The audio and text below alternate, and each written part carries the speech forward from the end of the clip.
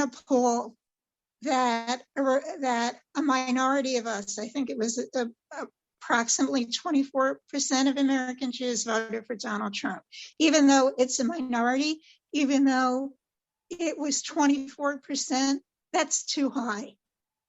That's a challenge for us in the Jewish community in terms of fighting racism in our community, because as far as I'm concerned, it should have been 0%. Thank you. I mean, this is interesting for me because there's a lot of people I know, and very lovely people who are like, yeah, Trump, not great, but better for Israel, etc., etc. And I mean, it's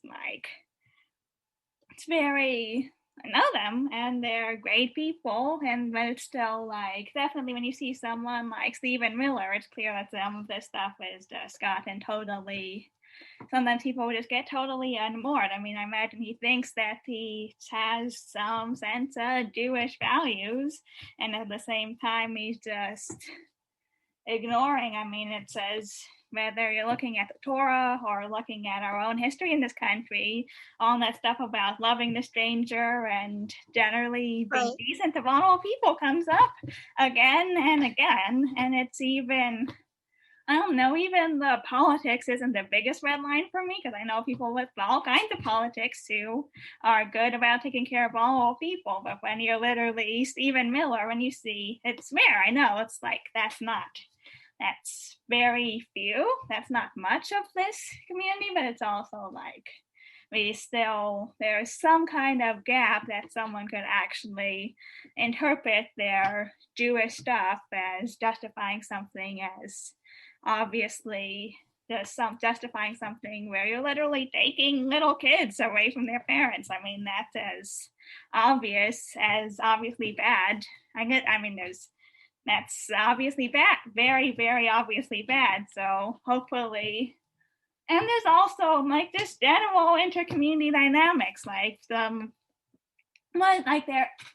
of the stuff you see, whether it's with people's attitude towards Jews of color or people with disabilities, or if there's people are speaking about abuse they've experienced and people are dismissive towards them. It's I guess it's I'm really proud of our community. I think we do a good job overall, but also because it's our community and because of the values it's based on, I'd like it to be I guess you want it to be so clear that there's no margin for error and no way that somebody thinks that just being disrespectful and harmful to somebody else is within what this community.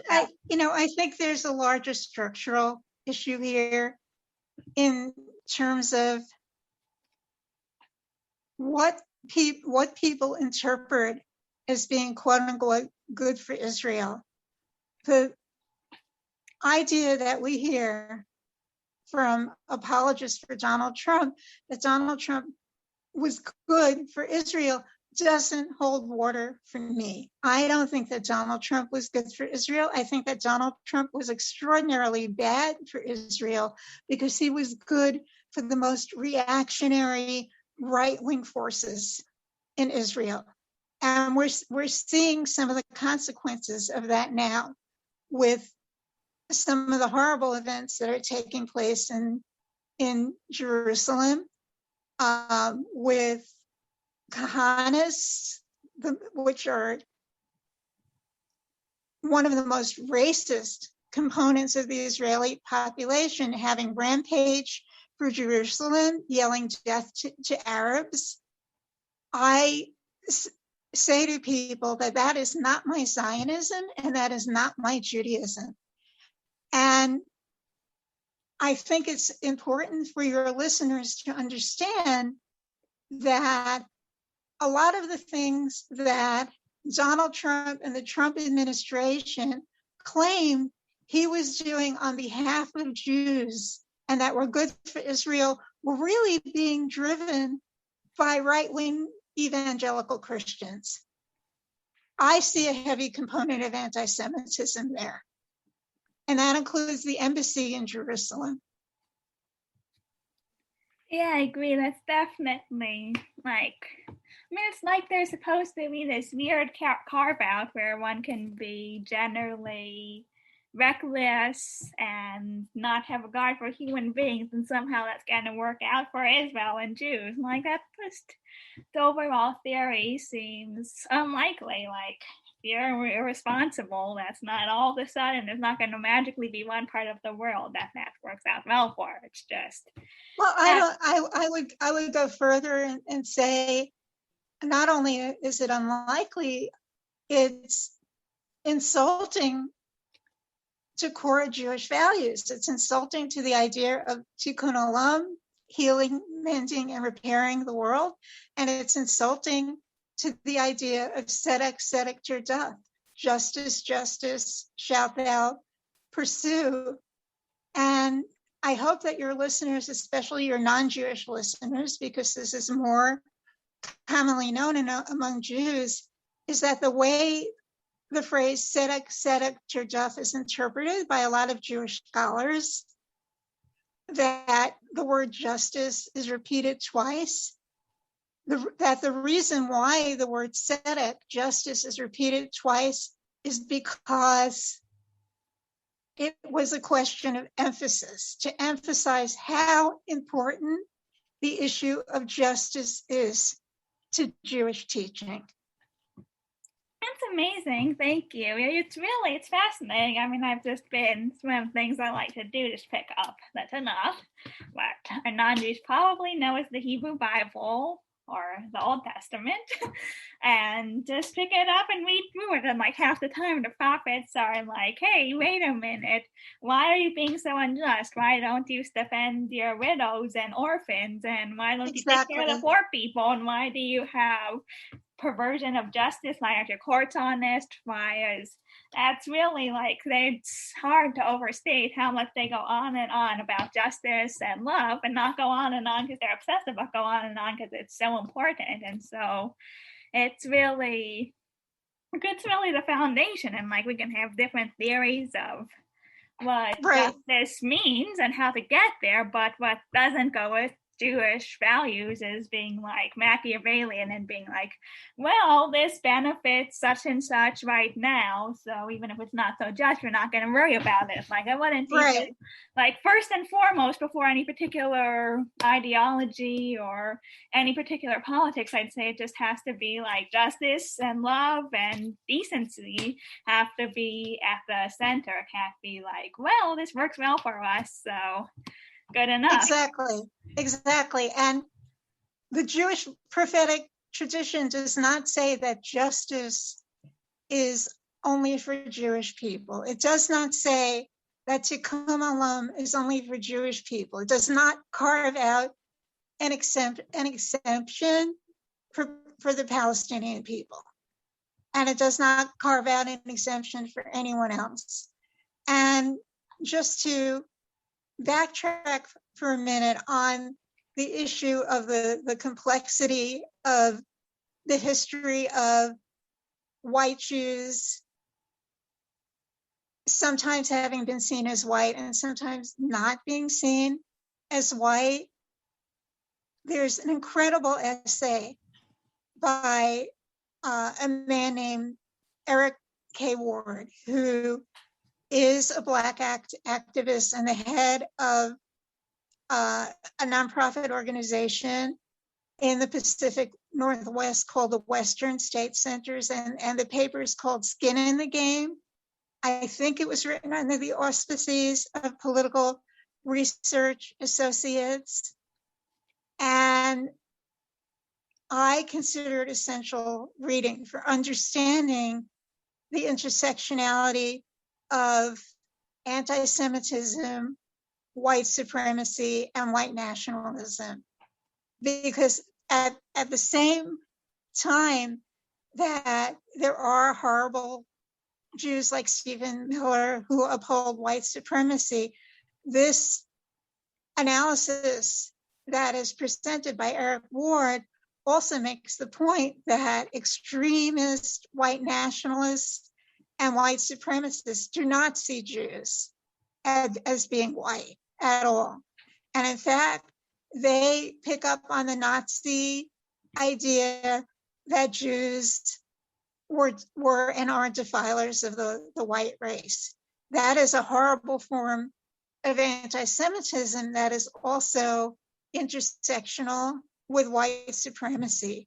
And you heard that from the KKK during the civil rights movement when they blamed Jews, outside Jewish agitators, Jewish communist agitators for the civil rights movement, as if Black people had no agency and no will and no ability to organize for their own liberation and justice and freedom.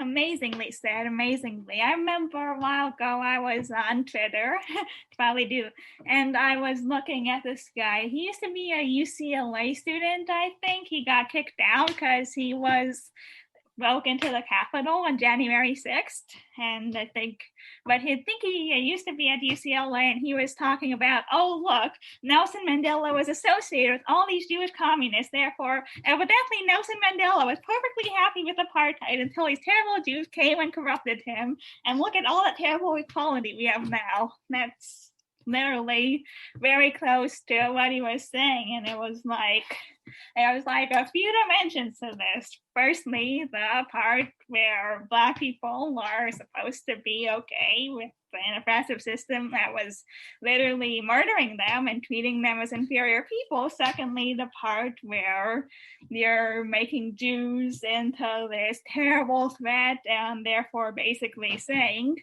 to all the people who hate Jews and don't think Jews should even have a right to exist, you're right, you should go after those Jews because otherwise they'll destroy the totalitarian, the kind of oppressive society that you want to create. So it's really a very common and toxic cocktail. It's very toxic and it's very dangerous. And it points to, I think it points to a few things. It points to the centrality in this era and the importance in this era in the Jewish community for the leadership of Black Jews and other Jews of color. In terms of how I got from a there in my life to an anti-racist here of where I am now, one of the central components of my political activism as an adult has been my membership in JFREJ, which is Jews for Racial and Economic Justice. And the leadership there from Black Jews, other Jews of color, Mizrahi Jews is just phenomenal. It's just incredible. Although they are focused mainly in New York City, I would encourage everyone who is listening today to consider a membership in JFREJ. And you don't have to be Jewish to be a member, but you will learn a lot about Jewish history and Jewish liberation politics at its best if you become a member. I'm not speaking for them, but I am expressing my gratitude to them. And I will say the website, www.jfrej.org. Incredible organization with incredible organizers and activists. And they enhance efforts towards solidarity because they work with organizations that are supporting other marginalized groups and other activist groups that are working on important issues. I'm going to see, I'm in front of my iPad also. I'm going to see if I can bring up their website for a moment because the range of people and ideas and coalitions that they build is so impressive. And I want to give you some examples. Thank you. Yeah, I love them. They're really, really, really good. And I would second everything you say about them. they, by the way, they are sort of an outgrowth and a successor to another group that I was involved